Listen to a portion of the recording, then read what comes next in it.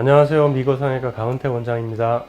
최근에 이비인후과나 성형외과에서 기능코라는 그런 어떤 용어를 쓰는 항목이 이제 생겼어요. 그래서 일반적으로 이제 기능코 수술이라 하면 사실은 실비보험하고 연결되어 있는 수술입니다. 그래서 성형 수술을 하면서 동시에 코가 막히거나 기능적인 문제가 있는 것을 해결할 수 있는 보험에서 추가적인 재정적인 지원을 받을 수 있는 그런 수술인데요. 자세한 사항은 이제 다시 설명을 해드리겠습니다.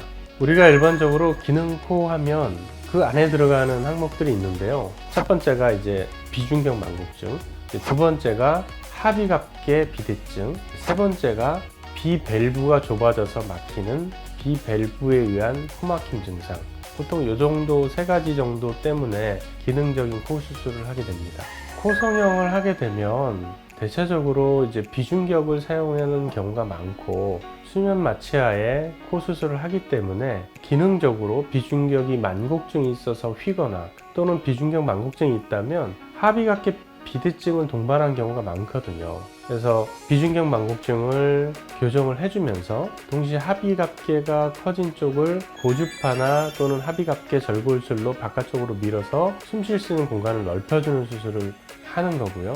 그리고 또 한 가지 조금 특징적인 거는 우리가 숨을 쉴 때 이 날개연골과 코 가운데 비중격이 만나는 부분이 있어요. 앞쪽에서 이 부분이 조금 좁으면 숨 쉴 때 불편한 게 있거든요. 그래서 그 부분을 비밸브라 그러는데 그 부분을 넓혀주는 수술이 있어요. 보통 일반적으로 많이 하는 거는 그 사이의 연골을 양쪽으로 사이드로 이렇게 비중격 위쪽으로 집어넣어서 넓혀주는 수술이 있거나 아니면 코 안에 있는 연골 말고 이제 귀연골을 이용해서 귀연골을 위쪽에 이렇게 비밸브 있는 쪽 위에다가 덮어서 전체적으로 이렇게 좁아진 비밸브를 들어서 이렇게 올려주는 방법이 있습니다.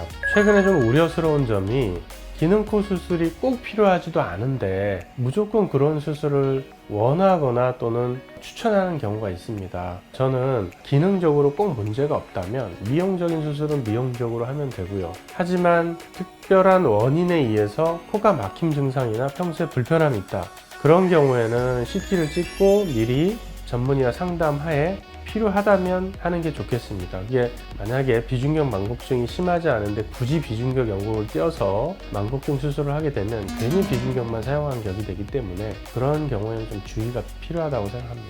성형외과에서 코 수술을 하는 경우에 대부분 비중격 연골을 오픈해서 그 휘어 있거나 또는 문제가 있는 경우를 다 확인할 수가 있어요. 그래서 미용 수술을 하면서도 비중격 만곡증을 충분히 교정을 하는 경우가 많고요. 그리고 비중격이 휘어 있으면 코가 같이 휘는 경우가 있기 때문에 또는 미용 성형을 하면서도 비중격 만곡증을 동시에 교정하는 수술이 많아요. 그래서 본인 생각에 어떤 기능적으로 문제가 있다면 그러면서도 어떤 예쁜 코, 아름다운 코, 얼굴과 조화가 되는 코를 원하신다면 그때는 이제 아무래도 성형외과에서 수술하는 편이 더 나을 수 있다고 생각합니다.